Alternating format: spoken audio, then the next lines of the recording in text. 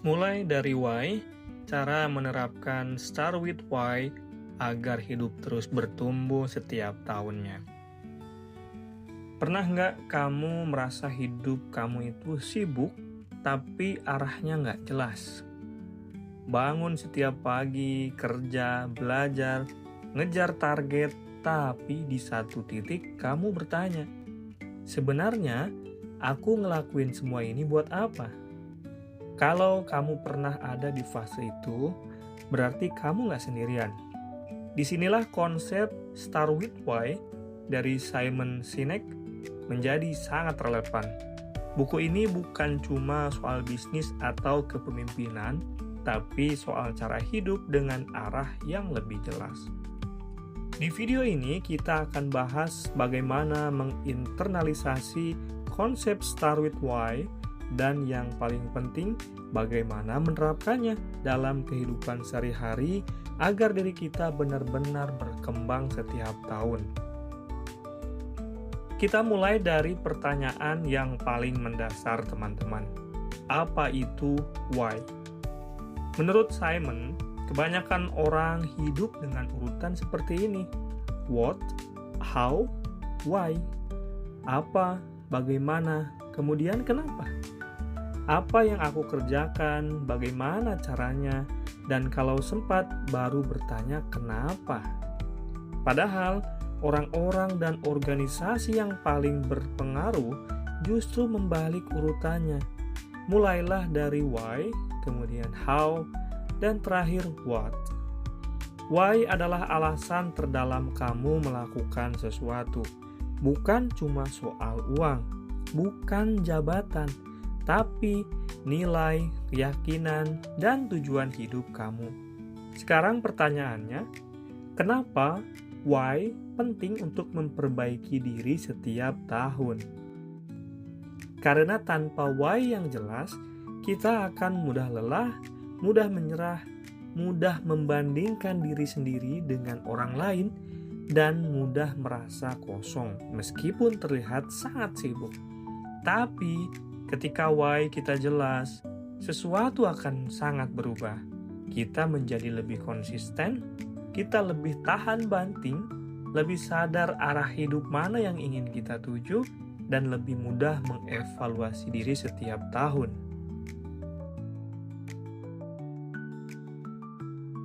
Lalu, bagaimana cara menginternalisasi Start with Why dalam kehidupan pribadi kamu? Gimana sih cara nerapinya?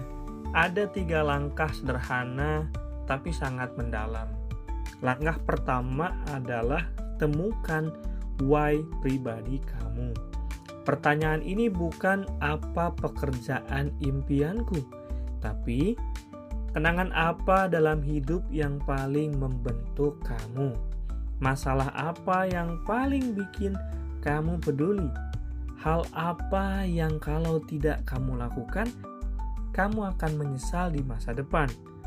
Why sering lahir dari luka, pengalaman, atau ketidakadilan yang pernah kita rasakan. Contoh, seseorang yang pernah merasa tidak didengarkan, why-nya mungkin memberi suara pada orang lain. Seseorang yang tumbuh dalam keterbatasan, why-nya bisa jadi ingin membuka akses dan harapan untuk banyak orang. Why tidak harus muluk-muluk. Yang penting jujur dan bermakna buat kamu. Langkah kedua, gunakanlah why sebagai kompas keputusan kamu.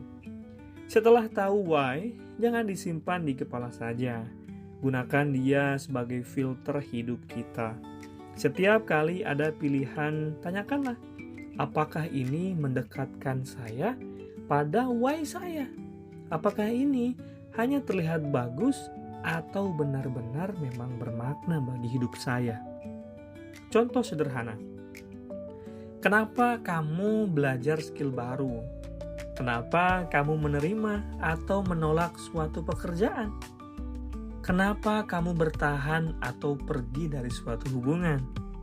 Kalau jawabannya selaras dengan why kamu, maka kamu akan merasa lelah tapi puas. Kalau enggak, kamu akan merasa nyaman tapi kosong saat dijalani. Langkah ketiga, evaluasilah diri setiap tahun dengan why, bukan ego. Kalau tahun 2025 kita sering mengedepankan ego kita, nafsu kita untuk mencapai sesuatu, mulai tahun 2026 ini di bulan Februari, tanyakanlah why apa yang ada di dalam diri kamu. Banyak orang mengevaluasi hidup dengan pertanyaan, tahun ini gajiku naik berapa ya? Pencapaianku apa saja sih? Dan aku kalah atau menang dari siapa? Cobalah ganti dengan pertanyaan yang lebih mendalam, teman-teman. Apakah aku hidup lebih selaras dengan why-ku dibanding tahun lalu? Apakah caraku berpikir bisa lebih dewasa? Apakah dampakku ke orang lain semakin positif? Perbaikan diri bukan soal seberapa cepat kita maju, tapi seberapa sadar kita melangkah.